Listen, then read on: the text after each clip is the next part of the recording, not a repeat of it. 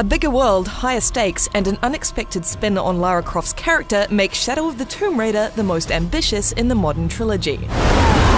There's a lot going on here, but it manages to keep most of its balls in the air throughout 25 or so hours of play. As both a rollicking, horror-kissed action-adventure and an introspective story about obsession and family, Shadow of the Tomb Raider works as a powerful finale to this particular chapter of Lara's history.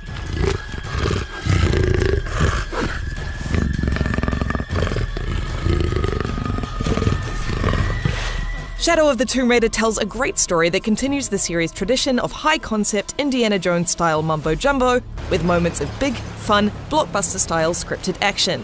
Giving it heart, however, is Lara and her driving obsession. This is a Lara that could have veered into headstrong narcissism. I have to go! I'm the only one! You're the only one that can what? But it's actually kind of awkward and introverted instead. It's a surprising development for the character and adds a shade of warm humanity that was not there before.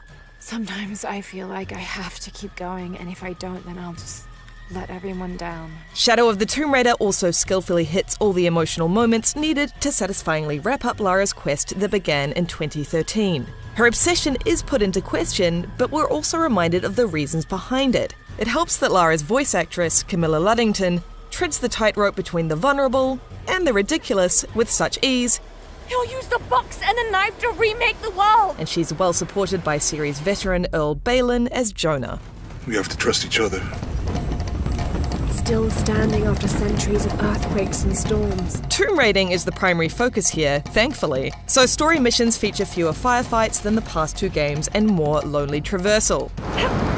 Shadow's puzzle-based story missions, optional crypts, and 9 challenge tombs are giant, intricate affairs where ideas are rarely reused, forcing you to figure out their rules afresh each time. These are the best puzzles in the series and are genuinely tough. Look at this. The atmosphere in these tombs is incredible too. An omnipresent cult, an unnerving string-based score, and an aggressive subterranean enemy type, the Yaxel,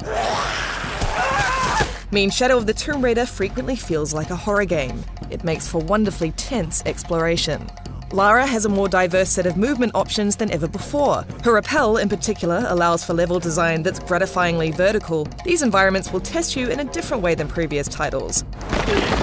This is true of swimming too, which is surprisingly reasonable, thanks to tight controls, clever puzzle integration, and an emphasis on exploration. Though the fear of drowning is real, taking a wrong turn isn't frustrating so much as it is tense. The world built around Shadow's tombs is full of intricate hub areas to explore and brimming with life and activity, particularly in the huge hidden city of Paititi. For the first time in a Tomb Raider game, you can wander around talking to select NPCs, listening to their stories and history, and watching their daily rituals. The detail on display here is absolutely stunning, giving a sense of real, lived-in cities. Sadly, the activities available in these locations aren't uniformly compelling. Crypts and caves are a lot of fun to explore with a great selection of outfits and weapons to find and animals to hunt. But Lara's arsenal and skill tree are easily filled just by completing story missions and challenge tombs.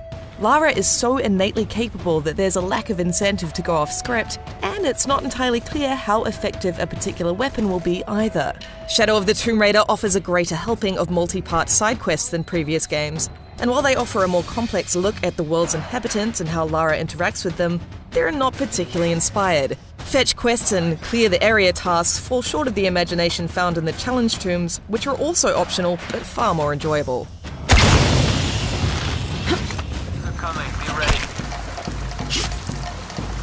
There's less guns-blazing combat this time around, and Shadow of the Tomb Raider demands you take a stealthy approach for the most part. Moving to next grid.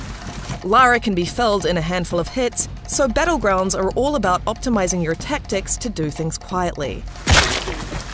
This is perfectly fine and it works well in practice, but it's not particularly interesting or challenging, especially when enemies tend to separate themselves naturally and set themselves up for easy deaths. I did enjoy the addition of plants Lara can eat to give her various temporary status effects, which are particularly useful about midway through the campaign when the Yaxel is introduced, demanding quick reflexes and sharp aim. The best fights I had were against wave after wave of these guys, switching between wolfing down plants and using a crunchy shotgun blast up close or a bow shot from a distance. Come on! Shadow of the Tomb Raider meaningfully wraps up Lara's modern journey and convincingly leaves her in a place resembling where she was originally more than 20 years ago.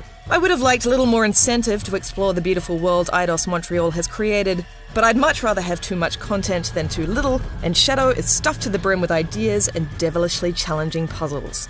I can't wait to see where Lara goes next. For more on Shadow of the Tomb Raider, check out our Everything You Need to Know video and the first 15 minutes of the game.